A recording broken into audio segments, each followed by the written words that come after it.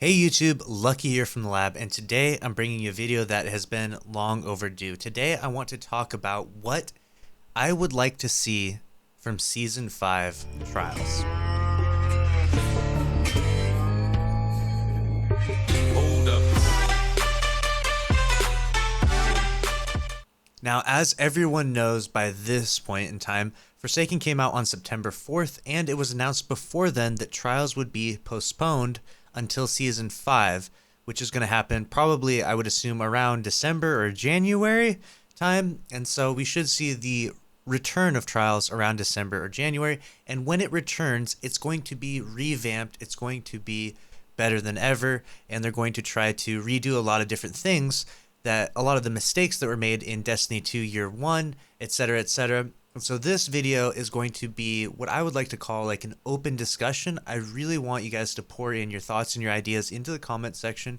I'm going to give you guys a list of things. I've written out a ton of things. I've thought about it. I've debated about it with my chat, with the community for a long time now. Things that I think would be the absolute best, most positively received changes to Trials of Osiris back on its return in Season 5.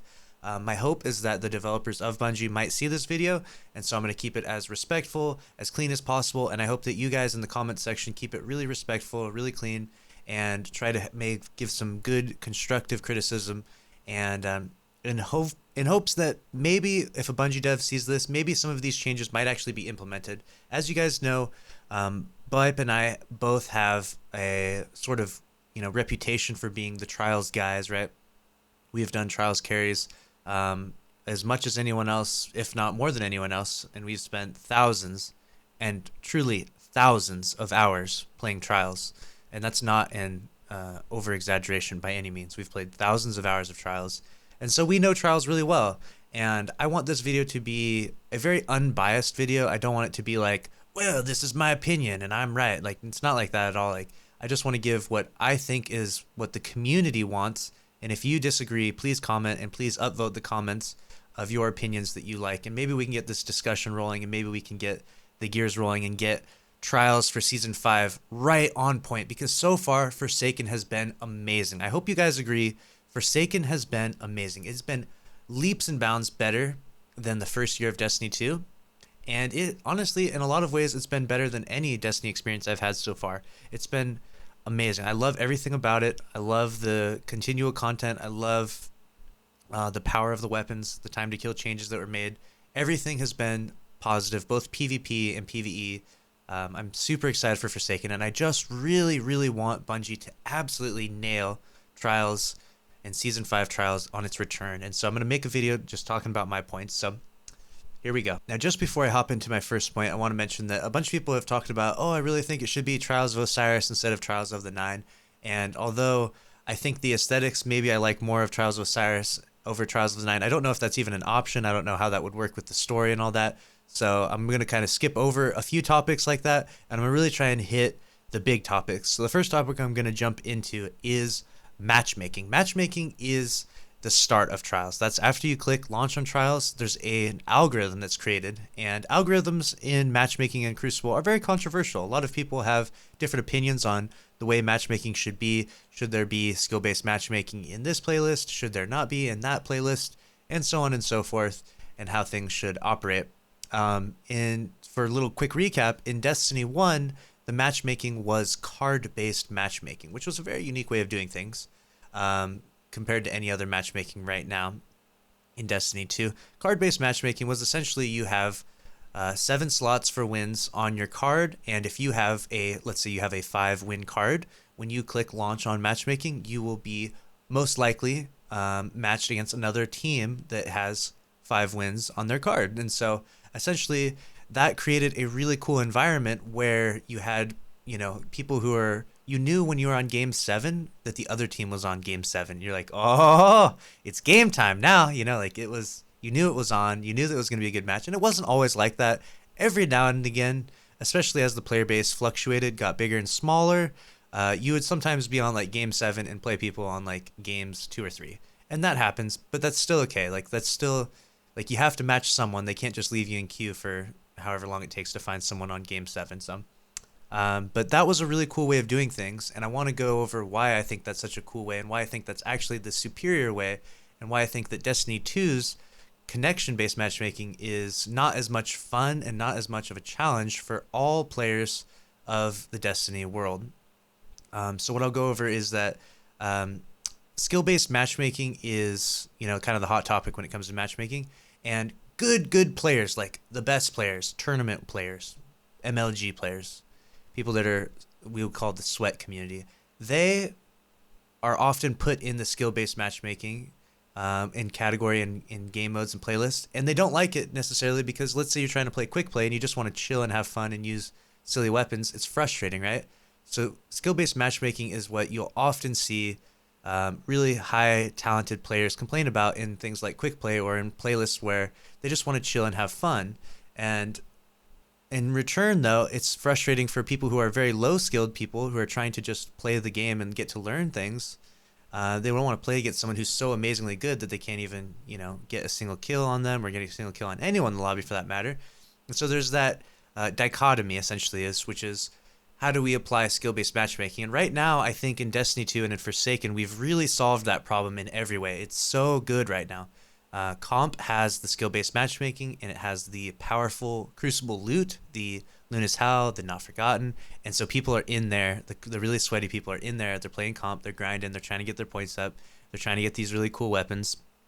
And so the really sweaty tryhard people are in there, and the new people are in quick play, and everyone's able to play quick play. And you're not really subjected to too much skill-based matchmaking if you do play quick play. And so you can have fun if you're a really skilled player and goof around.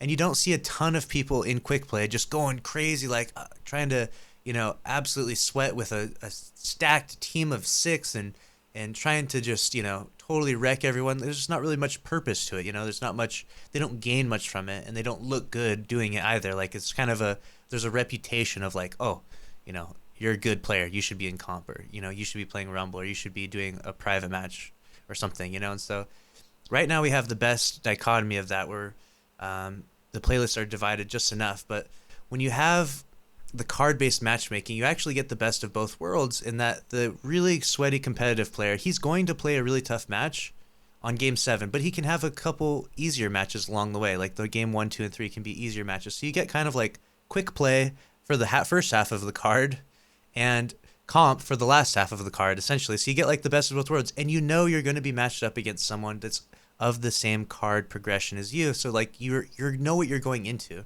Whereas that's what really throws you off with quick play, and with when skill-based matchmaking was really prevalent in quick play, was that you would get matched, play a really chill team, and then all of a sudden you're just like, what? Like, what is going on, man? Everyone is just going for it, and everyone like, what is, like, I'm just getting murdered. People are team shooting me. Like, what is this? Like I was just trying to chill, like, and that was kind of the thing. You didn't know what to expect in quick play, and often it was just a lot of skill-based matchmaking, and it made things really frustrating for both the really high-end people. And then let's think about the lower-end people as well. Like, let's think about the newer players, or the less experienced players, or the below-average players, or even the average players. They, going into a trials game, they know that every game is going to be tough for them, and so they should be rewarded loot accordingly. Like, there should be adept versions of weapons and armor for those who go flawless. But those who can't go flawless, let's say there's just people that just can't go flawless. Like, they try really hard and they never make it flawless. They put together the best teams they can, they don't make it. And that's okay. That's just a part of what happens in Crucible. Crucible is brutal like that, right? Not everyone's going to get Not Forgotten. That's okay. Like, it's totally acceptable. And the people who don't go flawless should be rewarded with loot, even similar loot to the flawless loot. Just make the flawless loot adept versions, essentially. And it doesn't have to call it adept anymore. Like, we've moved on past, Destiny 1. We could call it whatever you want. It could be just 10 masterworked, maybe, or have some. It should be more than just 10 masterwork, though. It should be something that the other weapons can't get on them. The adept, I really like that concept of it. Just has that little tiny, oomph that adds that little flavor to the gun and makes it just that much more special. Not that much more powerful necessarily, but just a little more special. Whatever that is for going flawless. So that way everyone is rewarded the same stuff. Like, that's the best part of it. Going flawless is like, yeah, awesome. We went flawless. We got the hand cannon. It's cool. Let's all use the hand cannon now. Like, cool. But the people who didn't go flawless, who are like, we lost after 2 wins, we lost after 3 wins, like, let them beat bounties, let them acquire tokens for losing, let them earn loot through Brother Vance or whatever it is, like, let them get loot as well, just not to the tier of meaningful loot. So that way, if they happen to go flawless, which they will, most people who continue to persistently play trials week after week after week get better and better and better. And I've seen people that it's taken them like 2 months to get flawless, but they finally do it because they took them 2 months of practice and improvements and getting better and better and better, and they finally get flawless. And bam, now they finally get the adept version of that weapon that they've been seeking for so long, that weapon that they love so much, and they feel happy, they feel rewarded, and like, cool, now let's do it again. And that was the really cool part about trials in Destiny 1, is it had that replayability. You wanted to keep playing more and more and more and more, and that's why people kept coming back to it. And often during the, most, I would say, the drought times of Destiny 1, trials was the fun thing to do, regardless of any sort of content drought. If there was nothing to do with raid-wise or strike-wise or whatever, people were just like, cool, trials. Like, trials always had offered something, and that was a really cool aspect of Destiny 1, and I really felt like trials was the backbone to Destiny 1, and I did not feel that way with the first year of trials in Destiny 2. Now, this leads me into my second topic. Essentially, the second topic I want to talk about is the loot, and I covered it a little bit in the past, topic with adept weapons, but I really think that the trials loot should be amazing loot. What they've done currently in the game, if you guys do or don't know, is that your current raid armor and your current Dreaming City armor and exotic armor can all receive enhanced perks, but only those armor sets. And so essentially what I feel like that does, what that tells me as a Destiny player, is that they want you to do those activities. Bungie's like, hey, go do the raid. You do the raid, you're going to get enhanced perks on your armor, which is really, really good. Hey, go do Dreaming City activities. You do Dreaming City activities, you get the enhanced perks, and exotics can have enhanced perks, which is really cool because, that just makes exotics, comparable to Dreaming City and raid armor, which is definitely appropriate. It would be awful if Dreaming City or raid armor had more powerful perks than exotic armor, but so I really feel like the reason why they put those enhanced perks on there was to drive the community to those activities, and I am all for it. I don't mind doing Dreaming City activities. I don't mind doing the raid. I love doing both those activities, and I love that the loot from those is super, super meaningful. Let's do the same thing with trials. Let's make the trials armor have the same perks, the enhanced perks, and maybe we even give them some like enhanced PvP specific perks, because trials is a PvP activity. Maybe we could give them some PvP like perks that aren't on any other enhanced armor, some that isn't on Dreaming City armor, some that isn't on raid armor, some that isn't on any exotic armor. Maybe, I don't know. Maybe you can introduce some new perks into the loot pool, or maybe even just make adept versions of the armor. They can have something special, an extra stat of mobility added to all trials armor, etc. Something like that. Just make the trials armor exceptionally desirable so that people really want to get that trials armor. And again, it doesn't have to be just flawless people get the armor. Let's say flawless people get the adept version of the armor, or flawless people get a guaranteed armor piece at the end with the chest at the end, or the loot drop of the flawless drop. They get a guaranteed enhanced with 10 masterwork. That's awesome. That would be insane. People would really, really want to go flawless with just that alone. And that's what we need. We want people to be motivated to do trials every single week, because they know that, the first week of trials gave a helmet, the second week gave boots, the third week gave gauntlet, the fourth week gave chest, and fifth week class item, and so on and so forth. And to the point where they're like, cool, now I have a full decked out trials armor. I look absolutely amazing. I've got all this, whatever it is, Trials of the Nine, Trials of Osiris appearance to me. I have all these enhanced perks. I feel so much power. That power fantasy is there. You're like, wow, my character is significantly more powerful than anyone else's character because I played trials and because I played a ton of trials. And that is the feeling that we really need to give the community with trials, with Season 5. I really think that the loot that comes from trials needs to be extremely meaningful loot, some really, really powerful loot. And at the very least, I think the bar that should be set is that it should have those enhanced perks, like the Dreaming City and the raid and the exotics, at the very least, it needs to have those enhanced perks. If it can't do that, if we can't do that at all, give it its own unique perk, I guess, but the enhanced perks would be a great start. I know that that would really motivate a lot of people. A lot of people right now, PvP players that I know, the PvP community that I speak to regularly, they like the enhanced perks and stuff. They think it's really neat, but they don't necessarily like the rolls on them because, like, for a Titan, it's all high mobility armor. You don't really want a ton of mobility on your Titan, etc., etc. So it'd be really cool to see some diversity within the enhanced perk armor be outside of just the raid and Dreaming City. And I know that, adding those perks to trials and stuff, maybe that will drive people away from the raid. Maybe that'll drive people away from Dreaming City. So maybe that's not good. But I really do think that that would add a lot of replayability, and I think that the community would really receive that extremely well. Hopefully, you guys will comment down in the section below whether or not you would like that or whether or not you think that could be detrimental to the community. I definitely want to hear your opinions. I think that the loot needs to be as meaningful as it's ever been in the past. We need to have some really powerful, really interesting loot, so that people are driven to the trials activities and driven to play trials, not just to go flawless. I definitely am not a flawless only type of person. As someone who has done trials carries and has struggled and has failed plenty trials cards, I would like to see people get meaningful loot for not going flawless. And I know that the majority of people I'm speaking to out there, what it's like to not go flawless.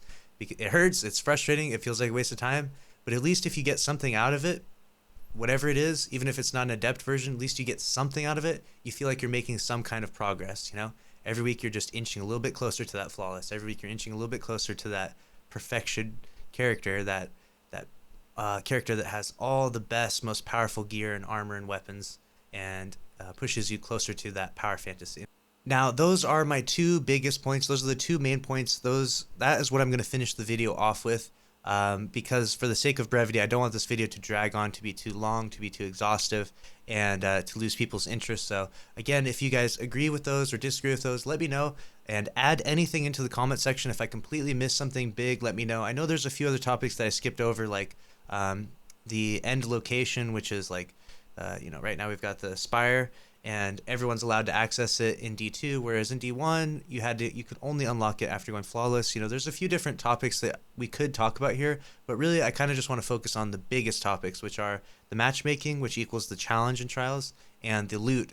And I feel like those two things are the pillars that create trials, and if those are radically reformed from Destiny 2 Year 1, we could see Trials Season 5 be the best season of Trials ever, and I'm extremely confident that the developers from Bungie can and will do that, and I'm sure that some of them will see this video, will watch this video, and if they don't, some of the points made in this video will be presented to them. I've spoken to them in person at the community summit, and we've talked about these several points as well, but I just kind of want to get this out there as well and elaborate a little bit further than I did when I was at the summit.